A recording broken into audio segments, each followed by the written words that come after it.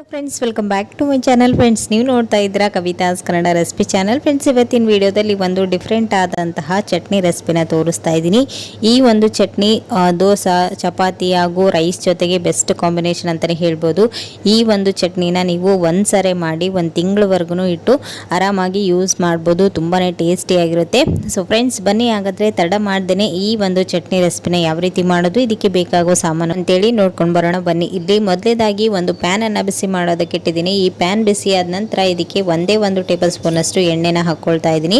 ಈ ಎಣ್ಣೆ ಸ್ವಲ್ಪ ಬಿಸಿ ಆದ ನಂತರ ಇದಕ್ಕೆ ನಾನು ದೊಡ್ಡದಾಗಿ ಕಟ್ ಮಾಡಿ ಇಟ್ಕೊಂಡಿರುವಂತಹ ಈರುಳ್ಳಿನ ಸೇರಿಸ್ಕೊಳ್ತಾ ಇದ್ದೀನಿ। ಈರುಳ್ಳಿ ನೀವು ಜಾಸ್ತಿನೂ ಸೇರಿಸ್ಕೊಳ್ಬೋದು ಅಥವಾ ಕಡಿಮೆನೂ ಸೇರಿಸ್ಕೊಳ್ಬೋದು। ನಾನು ಇಲ್ಲಿ ಒಂದು ಬೌಲ್ ಈರುಳ್ಳಿಗೆ ಎಷ್ಟು ಬೇಕೋ ಅಷ್ಟು ಕ್ವಾಂಟಿಟಿಯಲ್ಲಿ ತೋರಿಸ್ತಾ ಇದ್ದೀನಿ। ನೋಡ್ತಾ ಇದ್ದೀರಾ ನಾನು ಎರಡು ಈರುಳ್ಳಿನ ಈ ರೀತಿ ಉದ್ದುದ್ದಾಗಿ ದೊಡ್ಡದಾಗಿನೇ ಕಟ್ ಮಾಡಿ ತಗೊಂಡಿದ್ದೀನಿ। ಇವಾಗ ಇದೆಲ್ಲವನ್ನು ಚೆನ್ನಾಗಿ ರೋಸ್ಟ್ ಮಾಡ್ಕೊಳ್ಳೋಣ। ಇದರಲ್ಲಿರ್ತಕ್ಕಂಥ ಹಸಿ ವಾಸನೆ ಎಲ್ಲನೂ ಹೋಗಿ ಇದು ಚೆನ್ನಾಗಿ ಈರುಳ್ಳಿ ಘಮ ಬರ್ತಾ ಇರಬೇಕು, ಆ ರೀತಿಯಾಗಿ ಇದನ್ನು ಚೆನ್ನಾಗಿ ಫ್ರೈ ಮಾಡ್ಕೊಳ್ಳಿ। ಇವಾಗ ಒಂದು 2 ಮಿನಿಟ್ಸ್ ಇದನ್ನು ಚೆನ್ನಾಗಿ ಫ್ರೈ ಮಾಡ್ಕೊಂಡ ನಂತರ ಇದಕ್ಕೆ ನಾವು ಮೊದಲಿಗೆ ಬಿಡಿಸಿಟ್ಕೊಂಡಿರುವಂತಹ ಬೆಳ್ಳುಳ್ಳಿನೂ ಕೂಡ ಸೇರಿಸ್ಕೊಳ್ತಾ ಇದ್ದೀನಿ। ಎಷ್ಟು ನೀವು ಈರುಳ್ಳಿ ತೊಗೊಳ್ತೀರಾ ಅಷ್ಟೇ ಈಕ್ವಲ್ ಟು ಬೆಳ್ಳುಳ್ಳಿನ ತೊಗೊಳ್ಬೇಕಾಗುತ್ತೆ, ಓಕೆನಾ। ಇವಾಗ ಈ ಬೆಳ್ಳುಳ್ಳಿ ಮತ್ತು ಈರುಳ್ಳಿನ ಸ್ಟವ್ನ ಲೋ ಟು ಹೈ ಫ್ಲೇಮಲ್ಲಿ ಅಡ್ಜಸ್ಟ್ ಮಾಡಿಕೊಂಡು ಚೆನ್ನಾಗಿ ಇದನ್ನು ರೋಸ್ಟ್ ಮಾಡ್ಕೊಂಡು ತೊಗೊಳ್ಳಿ। ಇವಾಗ ಇಲ್ಲಿ ನೋಡ್ತಾ ಇದ್ರೆ ಈರುಳ್ಳಿ ಮತ್ತು ಬೆಳ್ಳುಳ್ಳಿ ಒಂದು 75% ಅಷ್ಟು ಚೆನ್ನಾಗಿ ಫ್ರೈ ಆಗಿದೆ। ಇವಾಗ ಇದಕ್ಕೆ ನಾನಿಲ್ಲಿ ಒಂದು 5 ರಿಂದ 6 ಬ್ಯಾಡಗಿ ಮೆಣಸಿನ್ಕಾಯಿನ ಸೇರಿಸ್ಕೊಳ್ತಾ ಇದ್ದೀನಿ। ಇದರಲ್ಲಿ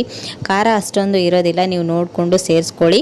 ಇವಾಗ ಇಲ್ಲಿ ನೋಡ್ತಾ ಇದ್ರೆ ಇದೆಲ್ಲವನ್ನು ಇವಾಗ ಒಂದ್ಸರಿ ಚೆನ್ನಾಗಿ ಮಿಕ್ಸ್ ಮಾಡ್ಕೊಂಡು ತಗೋಣ।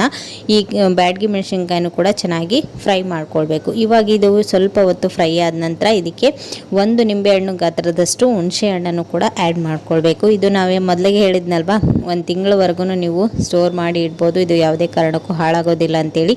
ಇದನ್ನು ನೀವು ಚೆನ್ನಾಗಿ ರೋಸ್ಟ್ ಮಾಡಿಕೊಂಡ್ರೆ ಇದು ಒಂದು ತಿಂಗಳವರೆಗೂ ನೀವು ಆರಾಮಾಗಿ ಯೂಸ್ ಮಾಡ್ಬೋದು। ಎಲ್ಲಾದರೂ ಔಟ್ಸೈಡ್ ಪಿಕ್ನಿಕ್ ಹೋಗ್ತಾ ಇದ್ದೀರಾ ಅಂತಂದರೆ ಈ ರೀತಿ ಒಂದು ಚಟ್ನಿ ಇದ್ದರೆ ಸೂಪರ್ ಟೇಸ್ಟಿಯಾಗಿರುತ್ತೆ। ಬಾಯಿ ರುಚಿ ಕೆಟ್ಟಾಗಂತೂ ಈ ರೀತಿ ಒಂದು ಸೈಡ್ ಡಿಶ್ ಇದ್ದರೆ ಹೇಳೋದೇ ಬೇಡ, ಊಟ ಹಂಗೇ ತಿಂತಾನೆ ಇರ್ತೀವಿ। ಊಟ ಸೇರ್ಲಾರ್ದರೂ ಕೂಡ ಊಟ ಮಾಡಬೇಕು ಅಂತ ಅನಿಸುತ್ತೆ, ಅಷ್ಟು ಟೇಸ್ಟಿಯಾಗಿರುತ್ತೆ। ಇವಾಗ ಇಲ್ಲಿ ನೋಡ್ತಾ ಇದ್ರೆ ಇದೆಲ್ಲವೂ ಚೆನ್ನಾಗಿ ಫ್ರೈ ಆದ ನಂತರ ಇದಕ್ಕೆ 1 ಟೇಬಲ್ ಸ್ಪೂನ್ ಅಷ್ಟು ಜೀರಿಗೆ ಹಾಗೂ ಸ್ವಲ್ಪ ಹಸಿ ಕರಿಬೇವನ್ನು ಕೂಡ ಹಾಕಿ ಇದನ್ನು ತಣ್ಣಗಾಗಲು ಬಿಡೋಣ। ಇವಾಗ ಇಲ್ಲಿ ನೋಡ್ತಾ ಇದ್ರ ಇದು ಕಂಪ್ಲೀಟ್ ಆಗಿ ತಣ್ಣಗಾಗಿದೆ। ಇವಾಗ ಇದನ್ನು ಒಂದು ಮಿಕ್ಸಿ ಜಾರ್ಗೆ ಹಾಕ್ಕೊಂಡು ರುಚಿಗೆ ತಕ್ಕಷ್ಟು ಉಪ್ಪು ಮತ್ತು ಸಕ್ಕರೆನ ಸೇರಿಸ್ಕೊಳ್ಳಿ। ಸಕ್ಕರೆ ಇಷ್ಟ ಆಗೋದಿಲ್ಲ, ಸೊ ಹಾಗಾಗಿ ಸ್ಕಿಪ್ ಮಾಡಿದ್ದೀನಿ, ನೀವು ಬೇಕಂದ್ರೆ ಆ್ಯಡ್ ಮಾಡ್ಕೊಳ್ಬೋದು। ಇವಾಗ ಇಲ್ಲಿ ನೋಡ್ತಾ ಇದ್ರೆ ಇದಕ್ಕೆ ಸ್ವಲ್ಪನೇ ಬಿಸಿನೀರನ್ನು ಆ್ಯಡ್ ಮಾಡಿಕೊಂಡು ಈ ರೀತಿಯಾಗಿ ಪೇಸ್ಟ್ ಥರ ನೀಟಾಗಿ ಗ್ರೈಂಡ್ ಮಾಡ್ಕೊಂಡು ತೊಗೊಂಡಿದ್ದೀನಿ। ಇವಾಗ ಇದನ್ನು ಪಕ್ಕಕ್ಕೆ ಇಟ್ಕೊಳ್ಳೋಣ। ಇವಾಗ ಇದಕ್ಕೆ ಒಗ್ಗರಣೆನ ರೆಡಿ ಮಾಡ್ಕೊಳ್ಳೋಣ। ಇವಾಗ ನಾನು ಅದೇ ಪ್ಯಾನನ್ನು ಬಿಸಿ ಮಾಡೋದಕ್ಕೆ ಇಟ್ಟಿದ್ದೀನಿ।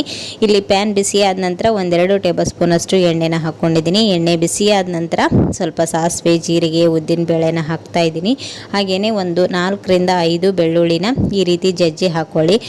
ಈರುಳ್ಳಿ ಆಲ್ರೆಡಿ ಯೂಸ್ ಮಾಡಿರೋದ್ರಿಂದ ಅದನ್ನು ಜಾಸ್ತಿ ಯೂಸ್ ಮಾಡೋದಕ್ಕೆ ಹೋಗಬೇಡಿ, ಬೆಳ್ಳುಳ್ಳಿ ಇದ್ದರೆ ಸಾಕು ಅಷ್ಟೇ। ಇವಾಗ ನೋಡ್ತಾ ಇದ್ರೆ ಬೆಳ್ಳುಳ್ಳಿ ಮತ್ತು ಸ್ವಲ್ಪ ಕರಿಬೇವನ್ನು ಹಾಕಿ ಚೆನ್ನಾಗಿ ಸ್ವಲ್ಪ ಲೈಟಾಗಿ ಹೊಂಬಣ್ಣ ಬಂದ ನಂತರ ಇದಕ್ಕೆ ನಾವು ಮೊದಲಿಗೆ ಗ್ರೈಂಡ್ ಮಾಡಿ ತೊಗೊಂಡಿದ್ವಲ್ವ ಈ ಚಟ್ನಿನ ಹಾಕ್ಕೊಂಡು ಚೆನ್ನಾಗಿ ಮಿಕ್ಸ್ ಮಾಡ್ಕೊಳ್ಬೇಕು।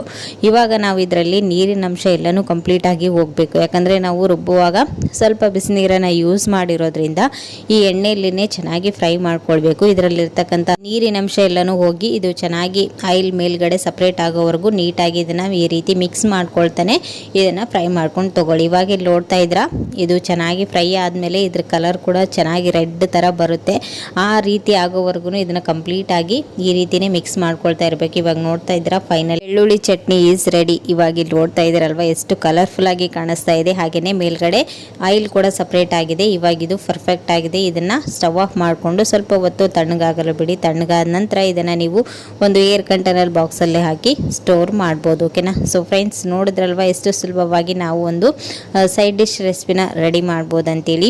ಇವತ್ತಿನ ಈ ಒಂದು ಈಸಿ ಚಟ್ನಿ ರೆಸಿಪಿ ನಿಮ್ಗೂ ಕೂಡ ಖಂಡಿತ ಇಷ್ಟ ಆಯ್ತು ಅಂತ ಅಂದ್ಕೊಂಡಿದ್ದೀನಿ। ಸೊ ಫ್ರೆಂಡ್ಸ್ ನೋಡ್ತಾ ಇದ್ರಲ್ವ ಎಷ್ಟು ಕಲರ್ಫುಲ್ ಆಗಿ ಕಾಣಿಸ್ತಾ ಇದೆ, ನಿನ್ನೆ ಆಗ್ತಾಳ ನೀವು ಕೂಡ ಮನೆಯಲ್ಲಿ ಒಂದ್ಸರಿ ಟ್ರೈ ಮಾಡಿ ಹೇಗೆ ಬಂತು ಅಂತೇಳಿ ನನಗೆ ಕಮೆಂಟಲ್ಲಿ ತಿಳಿಸಿ।